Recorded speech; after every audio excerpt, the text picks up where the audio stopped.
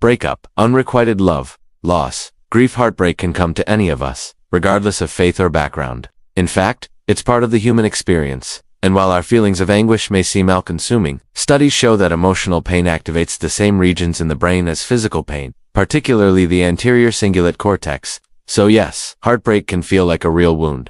Today though, instead of focusing on the pain, we're going to look at the bigger picture. We'll discuss how different spiritual traditions and modern science offer insights into understanding and recovering from heartbreak. Let's start by exploring the science behind heartbreak. According to neuroscience, when we experience intense emotions like love, our brains release chemicals known as neurotransmitters, such as dopamine and oxytocin, which plays a role in social bonding and has been dubbed the love hormone. However, when we go through heartbreak, the levels of these neurotransmitters can drop, leading to what some might call withdrawal symptoms. These could include feelings of sadness, anxiety, insomnia, or even physical fatigue.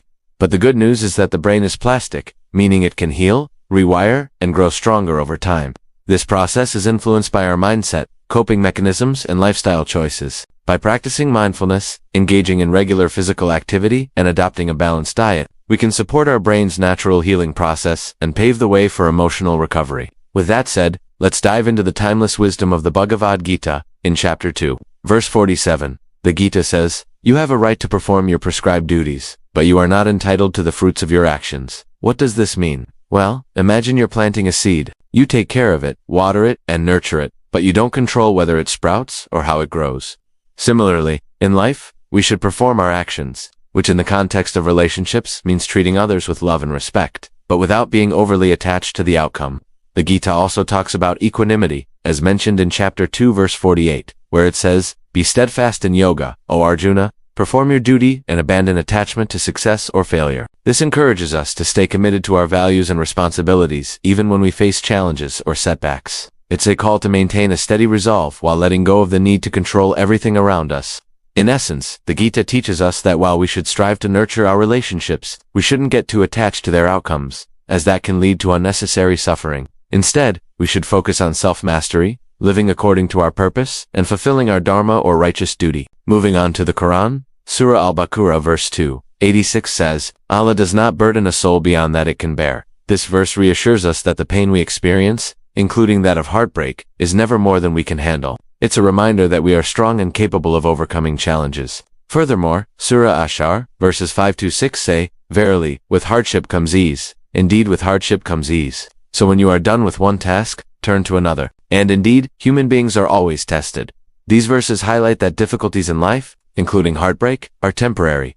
They are followed by ease and smooth sailing. Life is a journey full of ups and downs, and these teachings encourage us to remain patient and keep moving forward. The Quran offers various ways to deal with heartbreak. Practicing dhikr, or the remembrance of Allah, and dua, or prayer, can bring comfort and peace to the heart. The Hadith, "Verily, in the remembrance of Allah do hearts find rest," reported by Al-Bukhari and Muslim, supports this idea. Engaging in these practices can help us stay connected to our faith and find solace in knowing that we are not alone in our struggles. Additionally, seeking refuge in Allah from Satan, the accursed, as taught by the Prophet Muhammad, can aid in overcoming negative thoughts and finding strength in times of emotional distress.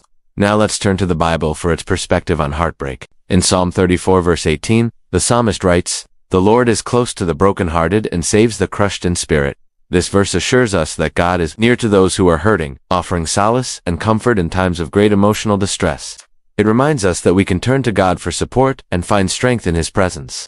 Moreover, in Matthew chapter 11 verse 28, Jesus says, "Come to me, all you who are weary and burdened, and I will give you rest." This passage invites us to surrender our worries and pains to Jesus, who promises to give us rest and relief. It encourages us to place our trust in Him and seek His help in overcoming our burdens. Finally, in Romans chapter 8 verse 28, the Apostle Paul states, "And we know that in all things God works for the good of those who love Him, who have been called according to His purpose."